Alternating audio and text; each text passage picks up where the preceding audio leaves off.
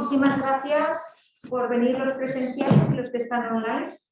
Os quiero presentar a Juan José Gallego, está haciendo la tesis con nosotros en el laboratorio de deterioro neurológico. Y bueno, hoy nos va a hablar en la charla sobre la caracterización de los procesos inflamatorios y alteraciones del sistema inmune asociados a la aparición de nuestros pacientes de la encefalopatía hepática mínima y en pacientes cirróticos. Pues muchísimas gracias. Gracias por la presentación. Bueno, como os ha comentado Carmina, voy a presentaros los resultados del estudio que denominamos caracterización de los procesos inflamatorios y alteraciones del sistema inmune asociados a la aparición de encefalopatía hepática mínima en pacientes cirróticos, que he desarrollado a lo largo de estos años de tesis en el laboratorio de deterioro neurológico. En primer lugar, definir lo que sería la encefalopatía hepática, que es un síndrome neuropsiquiátrico complejo caracterizado por una alteración funcional del sistema nervioso central subsiguiente a una insuficiencia hepática. Esta se subdivide, según los criterios de Westhaven, en diferentes grados, donde los síntomas pueden evolucionar desde confusión hasta mareos, enlentecimiento de movimientos voluntarios, episodios de somnolencia, cambios de personalidad, pudiendo llegar incluso al coma o la muerte. En el primer grado encontraríamos la encefalopatía hepática mínima, en la cual se centra el estudio, que es el primer grado dentro del espectro de la encefalopatía hepática mínima, y no presenta síntomas clínicos que sean detectados en la clínica diaria, por lo que se necesitan test psicométricos o pruebas neurofisiológicas más específicas para ser detectado, lo que conlleva que en muchos casos permanezca sin diagnosticar. Dentro de los sujetos sanos, el amonio procedente del metabolismo de proteínas en la dieta, en circulación, se detoxifica principalmente en el hígado por el ciclo de la brea. Pero en pacientes cirróticos donde existe una insuficiencia hepática, esta detoxificación no se produce correctamente y el amonio tiende a acumularse en el torrente sanguíneo, pudiendo llegar al cerebro, produciendo las alteraciones neurológicas que encontramos en los pacientes con encefalopatía hepática. Bien, pues como hemos comentado, la encefalopatía hepática mínima es el primer grado en el espectro de la encefalopatía hepática, la cual no presenta síntomas aparentes en la clínica diaria, por lo que muchas veces permanece sin diagnosticar. Alrededor del 30% de pacientes cirróticos desarrollan EHM y esta conlleva una serie de complicaciones asociadas como empeoramiento de las tareas diarias, incremento de accidentes de tráfico, accidentes domésticos y trabajo y reducción de la calidad y esperanza de vida, además de predisponer a sufrir encefalopatía hepática, ya que es el primer grado que presenta esta enfermedad. Investigaciones anteriores del grupo, juntando diferentes estudios, llegaron a la conclusión que la hiperamonemia y la inflamación actúan de forma sinérgica para en última instancia producir el deterioro cognitivo y motor en estos pacientes. Lo que se postula es que el fallo en la insuficiencia hepática en estos pacientes conlleva a una hiperamonemia y una inflamación que producirían una activación de la microglía, neuroinflamación. Todo ello conllevaría a una alteración de la neurotransmisión, importante en todas las funciones ejecutivas, y que al estar alterada produciría el deterioro cognitivo y motor en estos pacientes, que serían la causa de las complicaciones asociadas que encontramos en estos pacientes. Actualmente, el gold estándar o test de referencia que se utiliza para el diagnóstico de la EHM es la batería de test psicométricos PES, la cual consta de 5 subtests que miden diferentes funciones ejecutivas, de las cuales se obtiene una puntuación en cada paciente, y tras ser corregida por edad y nivel de estudios, obtenemos lo que llamamos el PES score, que cuando el paciente obtiene una puntuación igual o menor a -4, significa que se diagnostica al paciente con encefalopatía hepática mínima, mientras que si este valor score, este PES score, es superior a -4, clasificamos al paciente como sin EHM. También comentar que estudios anteriores del grupo demuestran que el PES no es suficientemente sensible para detectar todas las alteraciones cognitivas asociadas a pacientes cirróticos, ya que pacientes clasificados por la batería PES como sin EHM presentaban algún tipo de alteraciones cognitivas que no era capaz de detectar mediante esta batería, por lo que alrededor del 42% de pacientes sin EHM, también, o sea, de pacientes cirróticos, podían presentar algún tipo de alteración cognitiva. Actualmente, lo que conocemos sobre los cambios a nivel inmunofenotípico y del sistema inmune en pacientes con encefalopatía hepática mínima sería que aparece un aumento de los monocitos proinflamatorios que fomentarían un ambiente proinflamatorio y una activación de los linfocitos CD4, que con ello se conllevaría la activación de estos monocitos y de estos CD4, con un aumento de sus citoquinas proinflamatorias características y un aumento de la expresión de factores de transcripción relativos a sus subtipos, como podrían ser AHR relativo a las TH22 y el factor de transcripción BCL6 relativo a las TH foliculares, además de presentarse un aumento de linfocitos CD4 autoreactivos que se hipotetiza que se infiltrarían mediado el aumento en los niveles de fractalquina e interleuquina 15. Esta infiltración de linfocitos T autorreactivos ya se ha demostrado que existe en estos pacientes por estudios de inmunohistoquímica post-mortem. Además, todo ello conllevaría el aumento de ciertas citoquinas proinflamatorias y quimiocinas que fomentarían también la infiltración de otros subtipos celulares como TH17, que también se han encontrado en estudios post-mortem presentes en cerebros de pacientes con encefalopatía hepática. Además de producirse un aumento de ciertas citoquinas antiinflamatorias como mecanismo de respuesta. Por ello, uno de los objetivos que planteamos es seguir analizando los cambios presentes en el sistema inmunitario de estos pacientes que conllevarían a las alteraciones cognitivas presentes en estos sujetos, así como los mecanismos que subyacen a estos cambios, lo que nos llevaría a una mejor comprensión de la patología, pudiendo encontrar algunos tipos de biomarcadores tempranos de la enfermedad o incluso de la aparición de la encefalopatía hepática mínima, mejorando así las posibles dianas terapéuticas. Dentro de la activación que se produce en estos linfocitos, podríamos subdividirlos en dos tipos de linfocitos B y T. En el caso de los linfocitos B existen dos tipos de activaciones, una mediada por linfocitos TH2 y foliculares, en los cuales el linfocito B es capaz de reconocer el antígeno mediante el complejo mayor de citocompatibilidad tipo 2 y con la cooperación de los linfocitos TH2 y TH foliculares activarse y producir fenotipos efectores secretores de anticuerpos. Por otra parte, existe un tipo de activación independiente de linfocitos T en los cuales el linfocito B es capaz de reconocer el antígeno y producir fenotipos efectores sin presentarse linfocitos B en memoria, que sí que se presentarían en el caso anterior. En el caso de los linfocitos T, esta activación es más simple y está mediado por células presentadoras de antígeno, las cuales son capaces de reconocer los antígenos y presentarlos mediante el complejo mayor de histocompatibilidad tipo 2 a los linfocitos T, activándolos, fomentando su proliferación y diferenciación a subtipos efectores. Dentro de los linfocitos CD4 efectores, que consideramos que tienen algún papel en las alteraciones producidas en el sistema inmunitario de los pacientes con EHM, podríamos encontrar a grandes rasgos los TH1, que serían proinflamatorios frente a patógenos intracelulares, TH2, antiinflamatorios contra patógenos extracelulares y que mediarían la producción de anticuerpos en linfocitos B, TH17 y 22, que serían fenotipos proinflamatorios que tendrían relación con afecciones al nivel de la permeabilidad de barrera endocefálica e intestinal, los TH foliculares, que serían proinflamatorios cuya función principal sería activación y diferenciación de linfocitos B, y fenotipos T reguladores, los cuales serían antiinflamatorios, teniendo la capacidad de suprimir algunas de las actividades de los otros linfocitos efectores proinflamatorios. Bien, pues una vez ya partimos de la hipótesis que se basa en estudios anteriores del grupo de que la inflamación periférica e hiperamonemia producen una neuroinflamación que conlleva a una alteración en la comunicación entre microglía, astrocitos y neuronas, fundamental para la neurotransmisión. Esta neuroinflamación provocaría alteraciones a nivel neural, de la función neural y neurotransmisión, la cual conllevaría a un deterioro cognitivo y motor en estos pacientes. Pero, ¿cuáles serían los mediadores de este proceso? Uno de los principales candidatos que proponemos serían las vesículas extracelulares, que ya se han visto que tienen un amplio papel en la comunicación intercelular y que están mediando procesos patológicos en enfermedades que cursan con inflamación o neuroinflamación. Vale. Entonces, dentro de las vesículas extracelulares encontramos dos tipos de vesículas. Lo que sean los ectosomas más grandes, de 50 a 1000 nanómetros, generados vía exocitosis directa de la membrana plasmática de la célula de origen. Y los exosomas, en los cuales nosotros centramos más el estudio, con un tamaño de 40 a 160 nanómetros, generados por una doble invaginación de la membrana plasmática que posteriormente comentaremos. Bien,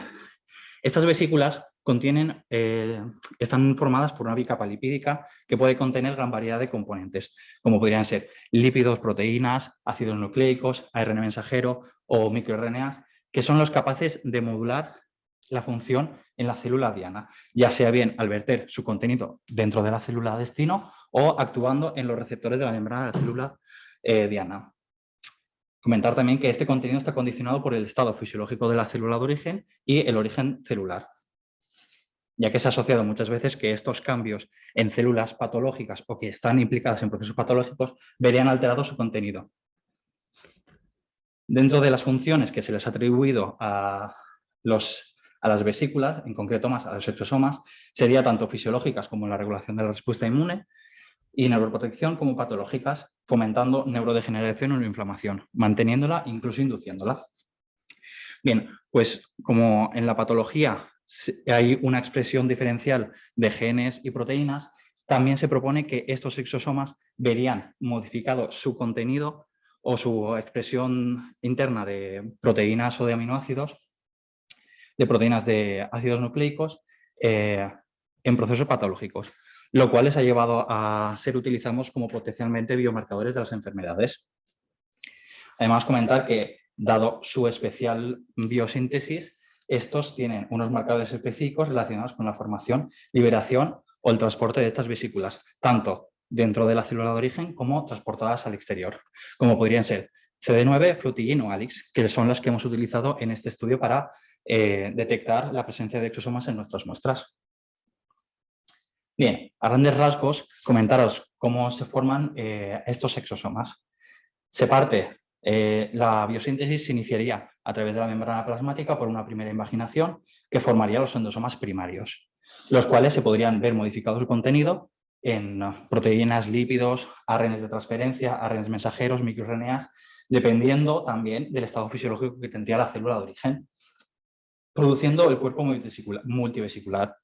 es decir, una vesícula con los exosomas en el interior, que podría llevarse a degradación y reciclado de sus componentes o ser liberados vía exocitosis, liberando en el espacio extracelular los exosomas.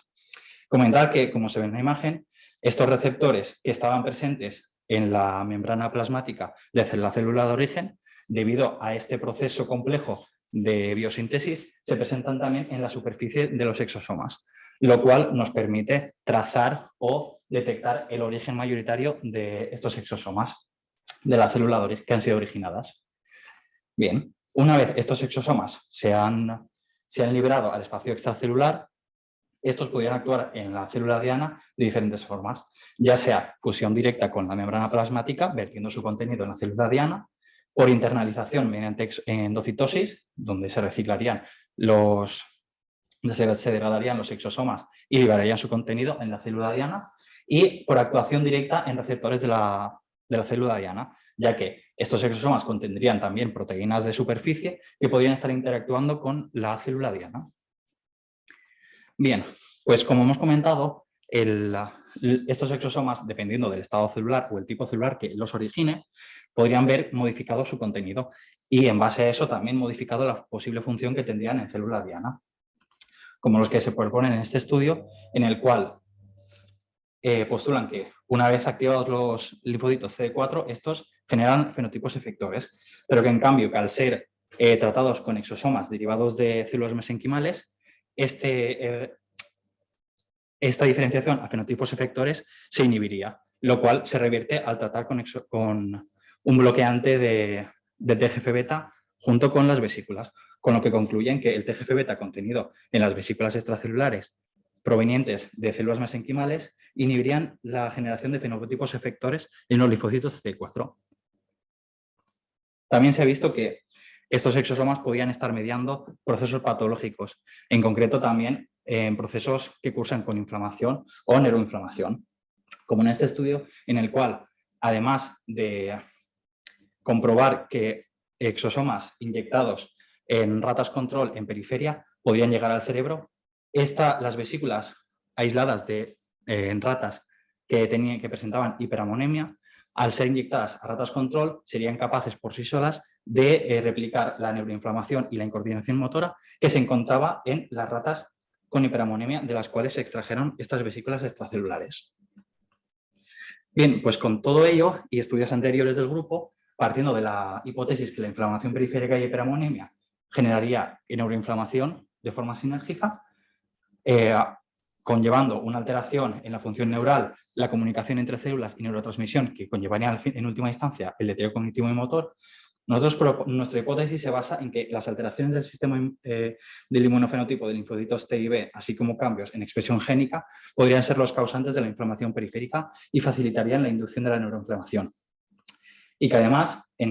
por su parte, el cargo del proteico de los exosomas en derivados de plasma de pacientes con encefalopatía hepática mínima estaría alterado, los cuales contribuirían a los cambios en el sistema inmunológico presente en estos pacientes, y que estos cambios en el contenido de exosomas también podría ser un buen marcador de la encefalopatía hepática mínima, permitiendo un diagnóstico temprano o de aparición de la enfermedad, mejorando así sus posibles dianas terapéuticas.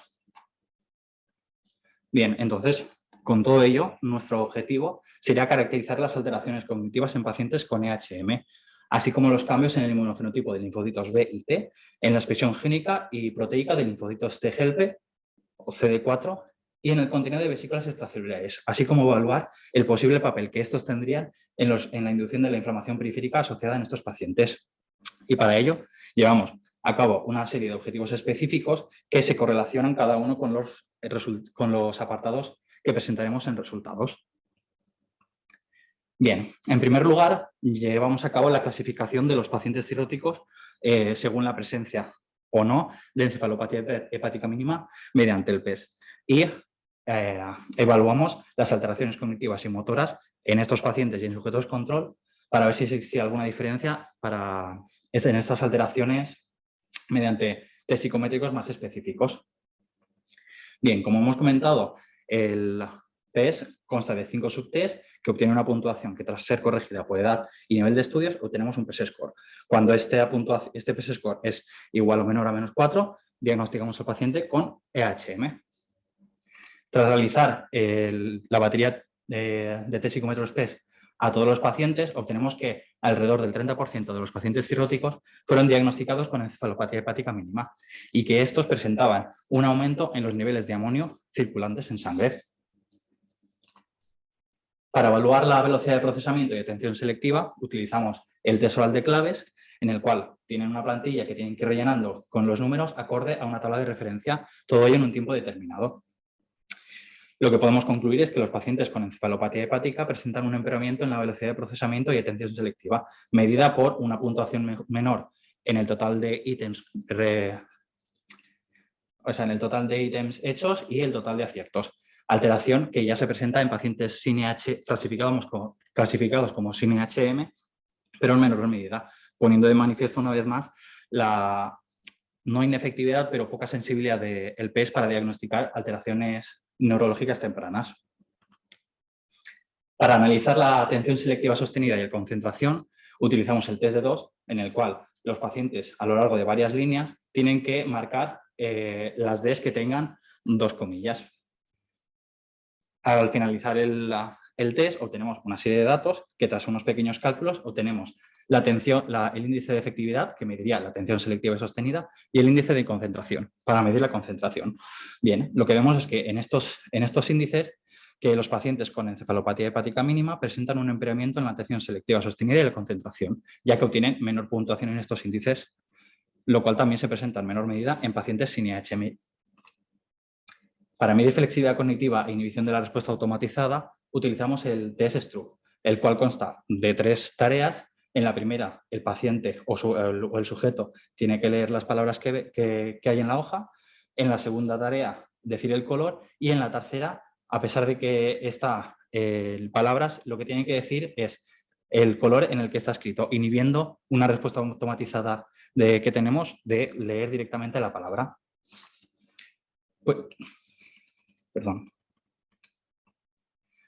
Con ello vemos que los pacientes con encefalopatía hepática mínima presentan un empeoramiento en la flexibilidad cognitiva e inhibición mental, medido por una menor puntuación en las tareas incongruente.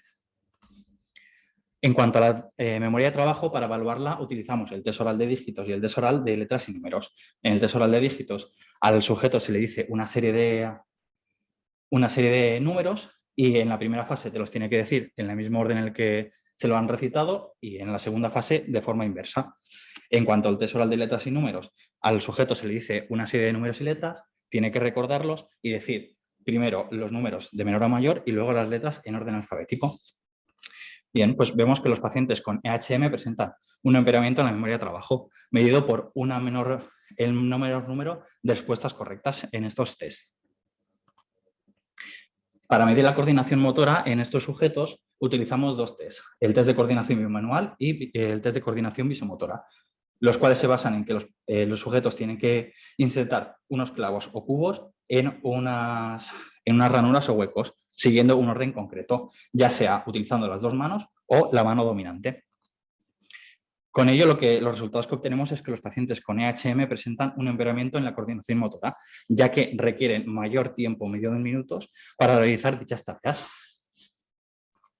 Bien, pues una vez conocemos que hay alteraciones cognitivas asociadas en estos pacientes, decidimos analizar las poblaciones de linfocitos en periferia, ya que postulamos o hipotetizamos que estos estarían alterados y que estos posibles cambios a nivel inmunofenotípico estarían mediando las alteraciones que encontramos en estos pacientes. Para ello obtuvimos sangre total de los sujetos, de donde cogimos una muestra para analizar las proporciones en poblaciones de linfocitos B, y una vez aisladas las células mononucleares de sangre periférica, en adelante PMCs, analizamos el inmunofenotipo de linfocitos T, es decir, la proporción de subpoblaciones de linfocitos T. Utilizamos este tipo de muestra porque está más concentrada y nos permite detectar mejor estas poblaciones. Bien, pues una vez tenemos la muestra, la teñimos con anticuerpos específicos y las procesamos en el citómetro Galio y analizamos mediante el software de análisis Caluza. En primer lugar, lo que encontramos a nivel de linfocitos B es que estos pacientes presentan un aumento en la proporción de linfocitos B totales en sangre periférica, los cuales se podrían relacionar con un aumento de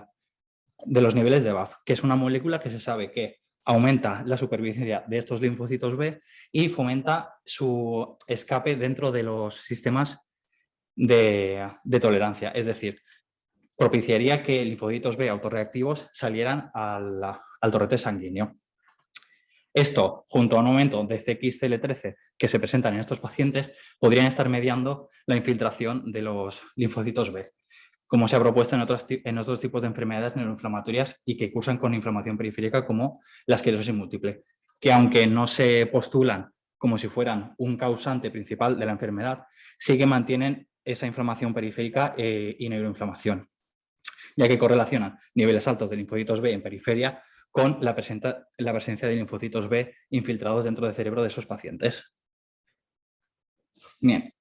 los linfocitos B tienen una serie de funciones reguladoras, como podrían ser regulación negativa de la inflamación, al inhibir la proliferación excesiva de linfocitos B y mantener el control de autoantígenos y sensor negativo de la autoinmunidad, al regular la presencia de estos autoantígenos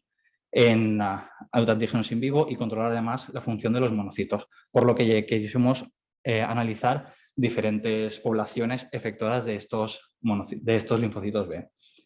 Lo que encontramos en pacientes con EHM es que se presentan un aumento de linfocitos B en AI y una disminución de los linfocitos de memoria con una reducción de los fenotipos efectores, por lo que podríamos concluir que la función reguladora de estos tipos de linfocitos B estaría reducida, propiciando el ambiente proinflamatorio que encontramos en los pacientes con EHM. Bien, dado la importancia que tenemos a nivel de patogénesis de los linfocitos CD4 en la encefalopatía hepática mínima, también analizamos los diferentes tipos de poblaciones de linfocitos T-helper dentro de los pacientes incluidos en el estudio.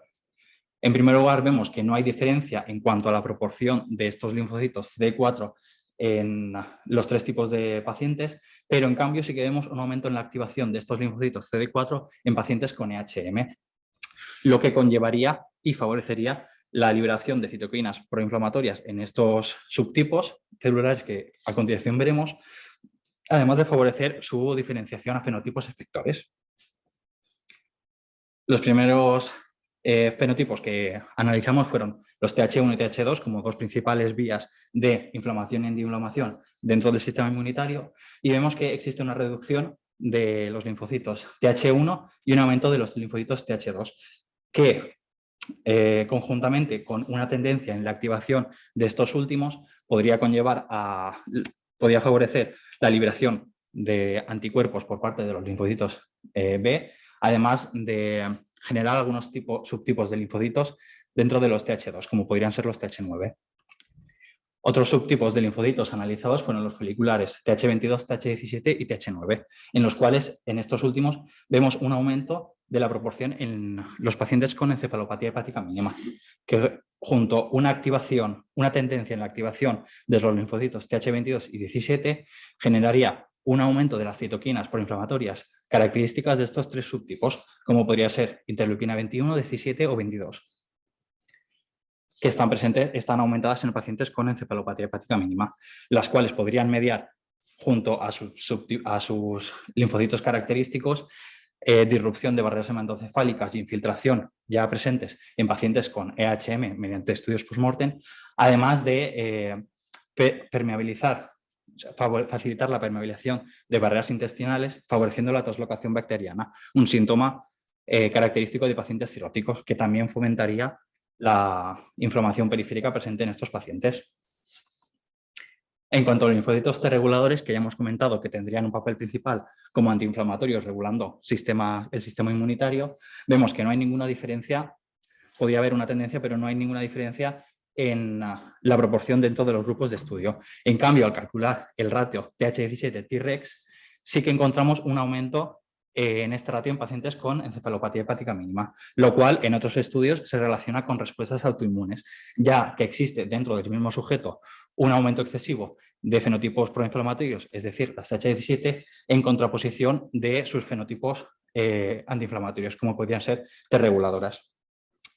En otras enfermedades también que cursan con inflamación periférica y neuroinflamación, sí que se ha visto que este ratio aumentado podría favorecer estas alteraciones, como podrían ser en psoriasis o esclerosis múltiple.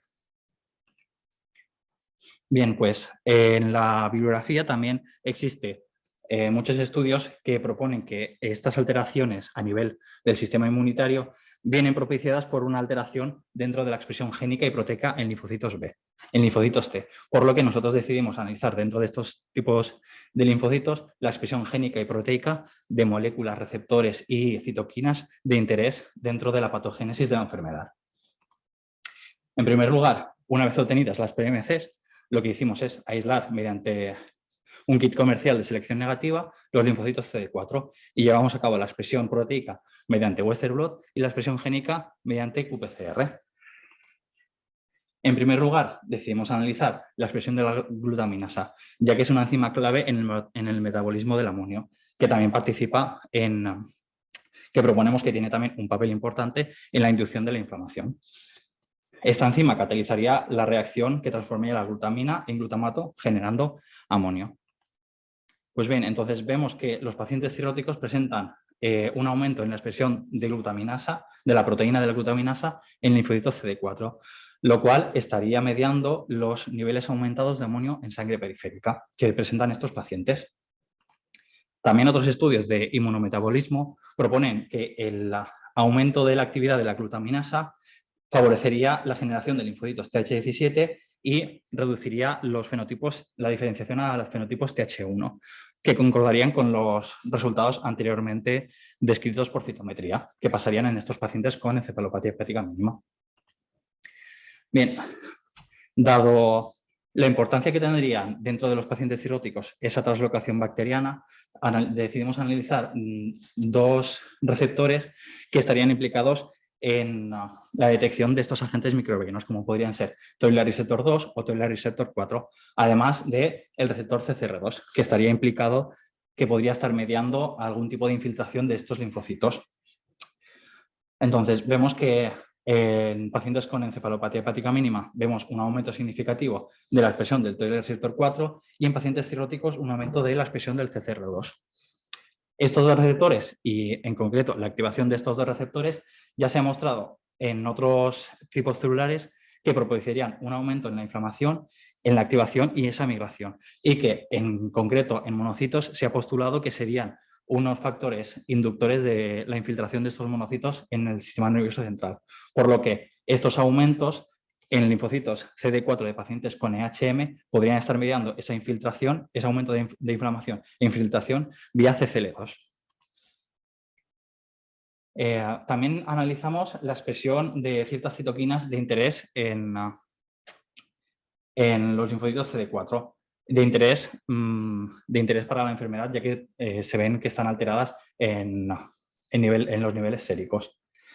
Al analizar los niveles de mensajero de estas citoquinas, vemos que hay un aumento en pacientes cirróticos de la interleuquina 6 y de la interleuquina 17, siendo en esta última los pacientes con encefalopatía hepática teniendo niveles más altos. En cambio, no se ven ningún cambio en los niveles de la expresión del mensajero de TNF-alfa e interleuquina 9 beta, por lo que podríamos concluir que este aumento en la expresión del mensajero se podría traducir se traducirían los niveles aumentados en sangre de estos pacientes. Pero encontramos una paradoja que, aunque no haya una alteración en la expresión, sí que vemos un aumento de estas dos citoquinas en niveles séricos en los pacientes, por lo que decidimos analizar el contenido proteico de estas dos citoquinas en linfocitos CD4. No vemos ningún cambio en la expresión proteica de TNF-alfa, pero que sí vemos un aumento de interleuquina 1 beta en pacientes con EHM, lo cual se traduciría a los niveles altos que encontramos en la sangre de estos pacientes. Pero ¿cómo podríamos explicar esta paradoja? Pues analizamos dos proteínas que estarían regulando la traducción de estas citoquinas proinflamatorias, como serían TTP o A20. Bien, TTP lo que haría sería ubiquitinar diferentes puntos en la vía de activación de NF-κB, que conlleva a la síntesis de citoquinas proinflamatorias. Entonces, la acción de A20 lo que haría es inhibir esta producción de citoquinas proinflamatorias. Por su parte, TTP es una proteína que se uniría al mensajero de estas citoquinas proinflamatorias, impediría su traducción y promovería la degradación del mensajero. Es decir, la actuación de estas dos proteínas conllevaría a una reducción de la producción de citoquinas proinflamatorias. Una vez analizamos este contenido proteico de estas dos proteínas reguladoras en linfocitos CD4, vemos que esta expresión está disminuida, por lo que podríamos concluir que la expresión de linfocitos T de pacientes con EHM está reducida en TTP y A20, lo que favorecería la traducción de interleuquina 9 beta, aumentando sus niveles, a pesar de que los niveles del mensajero no estarían alterados, lo cual también podría favorecer los niveles de citoquinas proinflamatorias, interleuquina 6-17 o otras que vemos aumentadas en los pacientes con EHM. En cuanto al TNF-alfa, no vemos ningún cambio a nivel de expresión génica en el mensajero del linfocito CD4, ni un aumento ni disminución en la expresión de la proteína, pero sí un aumento en los niveles séricos de esta citoquina proinflamatoria, por lo que podríamos hipotetizar que la fuente principal de TNF-alfa en los pacientes con encefalopatía hepática mínima provendrían de otros subtipos celulares, como podrían ser los monocitos, ya que en estudios anteriores se ha visto que hay un aumento de monocitos proinflamatorios en estos pacientes. Bien, como hemos comentado, el contenido de exosomas o los exosomas en sí podrían tener un efecto o una función, papel principal en la inducción o mantenimiento de enfermedades que cursan con inflamación, neuroinflamación o inflamación periférica. Por lo que nosotros decidimos analizar ese contenido proteico, ya que hipotetizamos que alteraciones en el contenido proteico de las vesículas extracelulares de plasma de pacientes con EHM podrían estar mediando los cambios que observamos a nivel inmunológico. Bien, la metodología que utilizamos para purificar estas vesículas fue que a partir de plasma y mediante cromatografía de exclusión por tamaño, separamos la muestra,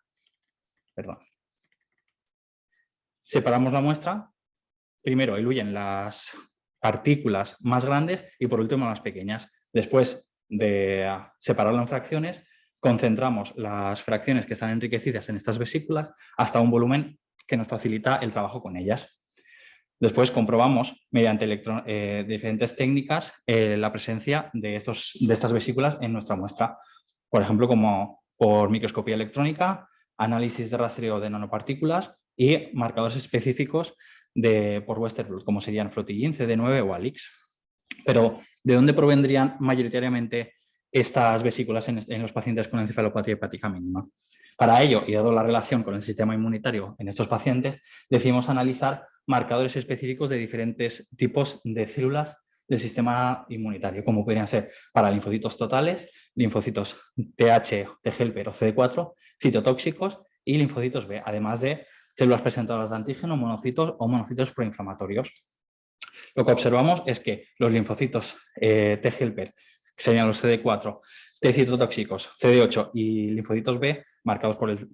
caracterizados por el marcador CD19, de pacientes con EHM liberarían mayor porcentaje de exosomas al torrente sanguíneo, lo que denota una alteración en estos subtipos celulares, ya que está descrito que cuando haya una alteración fisiológica de subtipos celulares, estos generan mayor cantidad de exosomas, probablemente para utilizarlos como vehículo para deshacerse de metabolitos de desecho.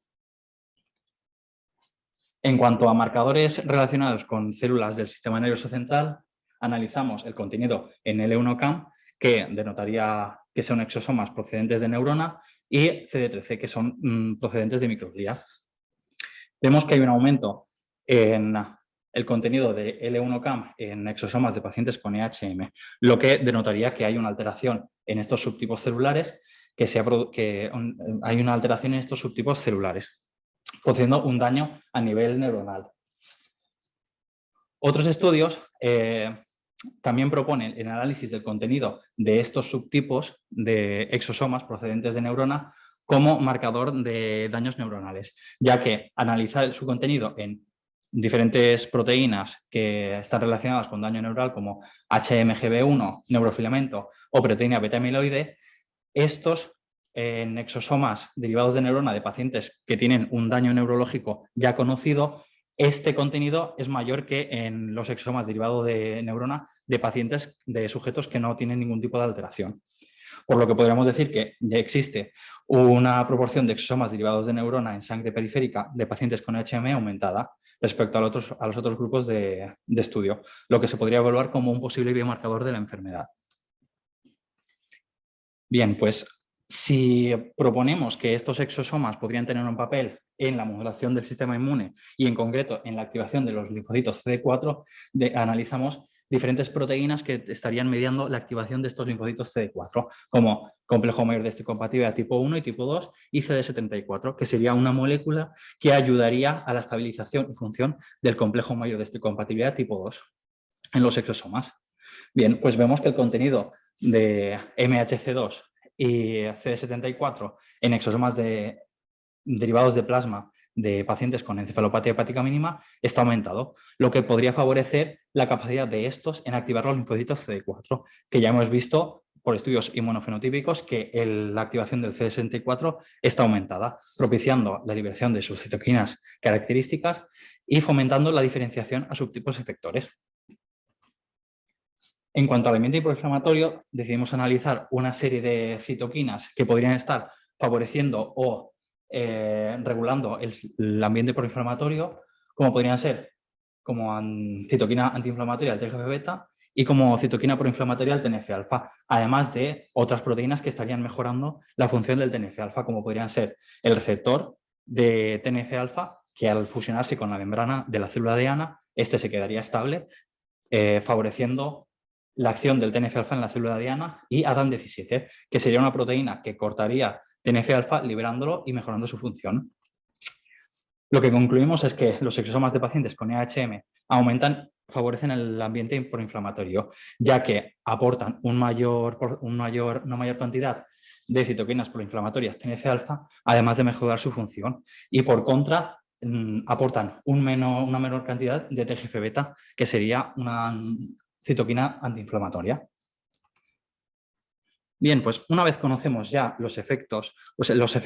el contenido diferencial o alterado en vesículas de pacientes con encefalopatía hepática mínima y su posible función a nivel del sistema inmune, decidimos analizar los efectos in vitro de estas vesículas sobre linfocitos CD4 para poder correlacionar si alguno de estos efectos que observamos in vitro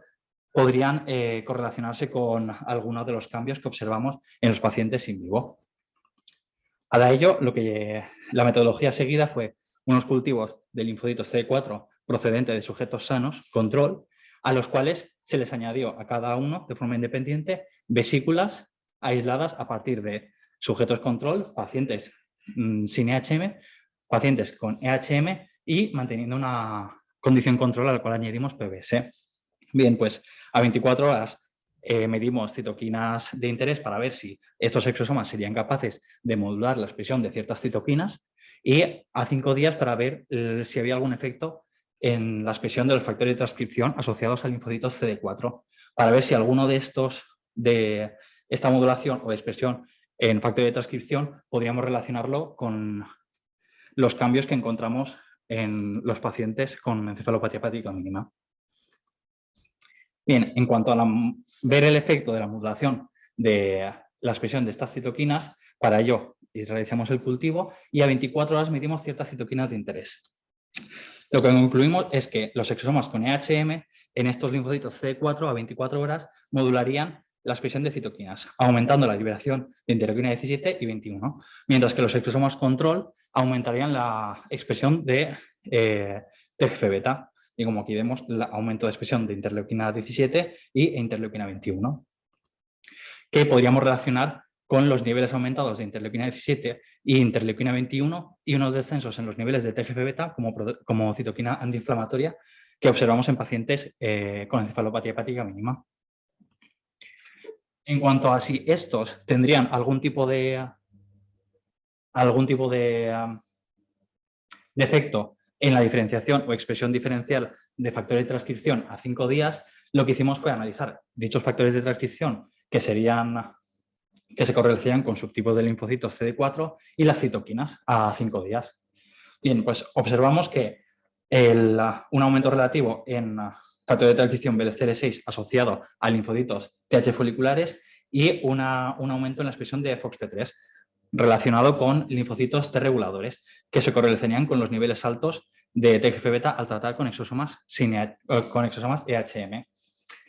También vemos que a pesar de que no existe una diferenciación en la expresión de error C, que es un factor de transcripción correspondiente a los TH17, sí que vemos un aumento en los niveles de interleuquina 17 al tratar con exosomas EHM, por lo que podríamos concluir que aunque no hay una diferencia en la cantidad de TH17 en el cultivo, sí que se aumentaría una activación de estos linfocitos TH17. También observamos que a 5 días un aumento relativo de los niveles de TNF-alfa y CCL20 al tratar con exosomas de pacientes con EHM. Con lo que podríamos concluir que estos cambios estarían asociados a los exomas con EHM, estarían mediando algunos de los cambios que encontramos en los pacientes in vivo, como el aumento de las TH foliculares, el aumento del TNF-alfa 17 y un aumento del CCL20, que podría propiciar la infiltración de linfocitos CD4 dentro del cerebro de pacientes con EHM. Bien, y a modo de resumen, este gráfico lo que pretende exponer sería que estos exosomas sí que tienen un contenido diferencial entre los grupos de estudio, estaría aumentado en el contenido del complejo mayor de osteocompatía tipo 2 y CD74, que provendrían mayoritariamente de los linfocitos CD19, es decir, linfocitos B, y que estos serían capaces de activar el receptor de linfocitos T, y que además favorecerían un aumento en el ambiente proinflamatorio, ya que aportan menor cantidad de citoquinas antiinflamatorias TGF-beta y un aumento de citoquinas proinflamatorias TNF-alfa, además de otras moléculas que favorecerían la función de este TNF-alfa. Todo ello conllevaría a un aumento de la liberación de interleuquina 21-17, TNF-alfa y CCL20, así como un aumento de los linfocitos TH foliculares. Todo ello ya presente en pacientes con encefalopatía hepática mínima y que estarían mediando algunos de las alteraciones presentes a nivel neuroinflamatorio, ya que aumentarían la permeabilización de la barrera hematoencefálica en estos pacientes. Y por último, daros las gracias a los asistentes online y al laboratorio de deterioro neurológico por estos años de tesis.